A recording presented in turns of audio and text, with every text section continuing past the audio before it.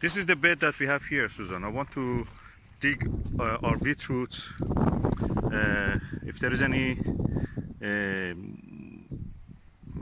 turnip, if there is any, yeah, which is parsnip, we can dig them up. I want to have this bed ready for our garlics this year again. So as you see, one of the renegade garlics is already there, and several others are here also. So we can start on this just to harvest. This is the harvesting time. Let's do this. So another compost heap, the second one. First one was there. This is the second one. We are going now to open it and take the lower part, which is rotten, and put this top part on the.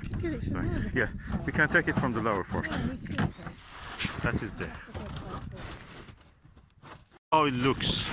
Those parts are not completely composted, but these ones are brown compost now. We can use them. I will spread them. Okay, Susan, now we have some lovely compost. Some of it is very rotten, some of it is not. That part is very rotten, this part. But we spread it now just to see what will happen. That's it. It's ready. This bed, after spreading this compost, will be ready to plant. So that's the no-dig, the beauty of the no-dig way. Thank you for doing this. Okay, I've spread now the compost, and this bed is ready. Easy as that. I will bring some soil later from some compost from somewhere else if I want to really make it smooth. But that is for garlic. Garlic can grow in anything.